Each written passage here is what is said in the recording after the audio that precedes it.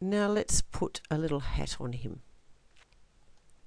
So let's just scroll up a little bit, and we're going to do the same sort of thing we did last time. We're going to digitize a step fill solid area where we think the hat should be. Okay, so let's select our closed object tool, and let's put his hat across his face like that, and we'll need to have it go over his ear. So let's curve it up to there, and let's have a little piece of it hanging down with a pom-pom on.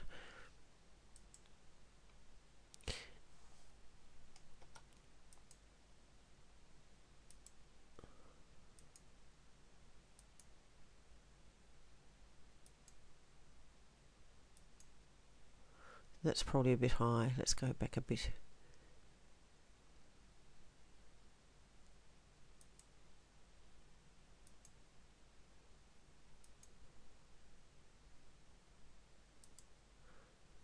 Enter. And we've got a yellow hat because I left it yellow, but let's select it and let's make it red. It doesn't really matter because we're going to actually remove this shortly. Okay, so you can fiddle around with this till you're happy with the shape. It depends how fussy you are on how this is going to look. Let's select it, use our reshape tool. I think I'd like to bring this across this way a little bit more, down this way a bit more. Let's have a look at that. That's getting there. Excuse me.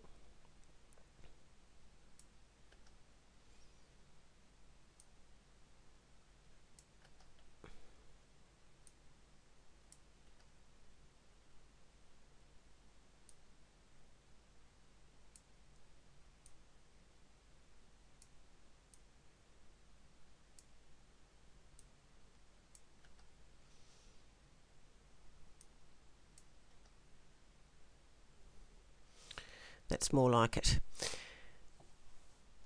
So once you're happy with your shape, you can use that as a template now. Well, first of all, we're going to select it and remove overlaps. So that gets rid of the stitching underneath the hat. And now we're going to actually use that as a template to create our outline, because I want to make the hat up of two outlines.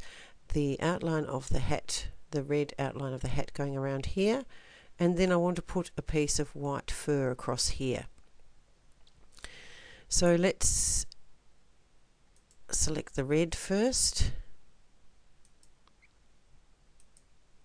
and a satin outline. Okay, and our open object tool, and just click around the edge of your solid shape.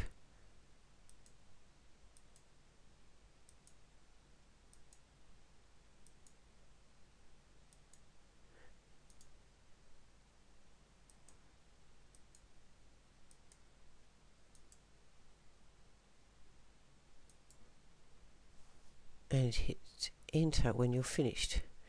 That will give you a satin outline. And now we're going to make our white satin fur across here. So let's select white, and we've got our open object tool selected, and we've got our satin outline selected. So we just need to left click here and here, enter.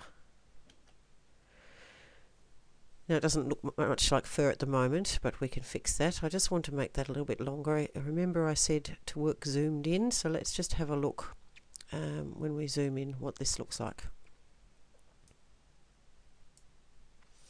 I've not quite covered the red on this end, so I need to make that longer. So let's select that and the reshape tool and just bring this out a little bit further. enter, perhaps a tad further, enter, and a little bit on this end too. Okay, now I'd like that wider, so let's select the satin width. So we'll go to our select, right click, object properties, let's make that 3.5. 3.5 millimeters. Go apply. That looks better. Maybe even 4. Apply. That's better. So let's go OK. Now I want to select this red object here now that we digitized as a guide and remove it. So I can do that in two ways. I can try and select it like that, which has worked, or I could click here to show the individual objects, and I could have clicked on it here and selected it. But we've got it there now, so we'll just delete. And I'd like to make this white fur look a bit more furry, so I'm going to select it, right click on it, and in the object properties box under effects we have something called textured edge. Now you need to make sure that you select the textured edge or it won't apply. Once you've done that, you can choose whether you want it on one side, the other side, or both sides. We're going to choose both sides for this. And this will determine, the first sliding bar will determine how much texture, and the second sliding bar will determine how jagged it is, what the span will be. So we don't want a huge span because this is only small, but we want quite a bit of texture, so we'll keep it up the rough end. So probably where it defaulted to wasn't far out, but let's try there. And you can see now that we've got this jagged edge here, and I still think that that span is too much, so let's go a little bit closer to the narrow and go apply. That's better. So we'll go OK and click off, and that looks quite fun there. Let's go 1:1 to see what that looks like.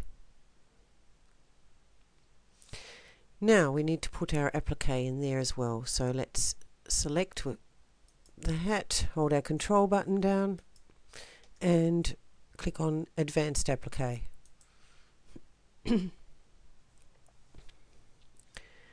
And let's put our fabric in.